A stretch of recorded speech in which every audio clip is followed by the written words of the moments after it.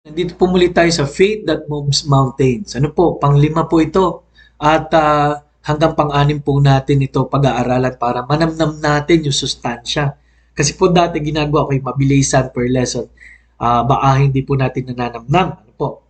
Ngayon po, ang ating pong lesson ay sa verse number 25 na po ng verse 11, chapter 11. Ang sabi po rito sa 25, and when ye stand praying, forgive, if ye have aught against any, that your Father also which is in heaven may forgive your trespasses. But if ye do not forgive, neither will your Father which is in heaven forgive your trespasses. Alam niyo po, ang isang bagay na makikita po natin dito, hindi lang hawak ng Diyos ang lahat, ay meron pong hadlang ang faith, hindi lang ang kasalanan, kundi may hadlang po pagdating po sa matters of forgiveness. Ano po? Number 2, sa verse 18, sabi po roon na gustong sirain talaga si Jesus ng mga taong galit sa kanya. Ano po? Yan po ang isang mga items po rito na makikita natin. Ano? At pero, bakit po lahat ng ito, pag pinagduksong-duksong niyo po, yung buong chapter ay tungkol sa faith, ano po?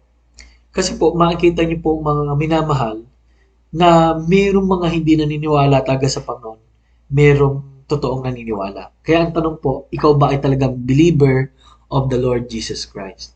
May mga tao ngayon na nakakita ko sa Facebook na winasak nila yung Bible, tapos sinunog nila, tapos ayaw na nila maniwala sa Diyos. Ang tawag nila sa kanila sarili ay mga Satan na member, Satan Church, ano po.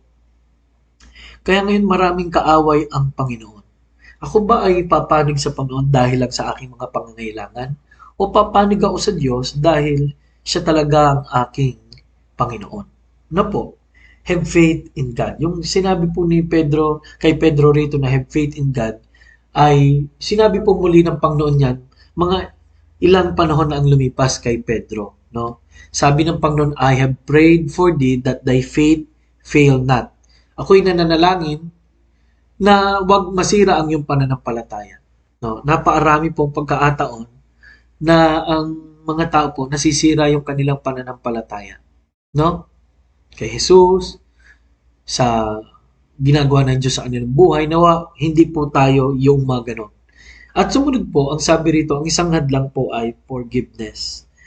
Kasi po, hanggat di tayo nagpo-forgive, magiging hadlang po ito para kilalanin ng Diyos yung awa at yung mercy na meron na galing sa Kanya. Bakit tayo kaawa ng Diyos so tayo naman ay hindi? Bakit tayo susundin ng Diyos na maaaring selfish yung ating motibo? At bakit naman tayo susundin ng Diyos kung ito'y bunga ng kasalanan at bunga po ng kapaitan kaya hindi natin nakikita yung kanyang kalooban? Ano po? Faith that moves mountains. Nawa po ay tingnan po natin ito no, na may tatlong bagay po.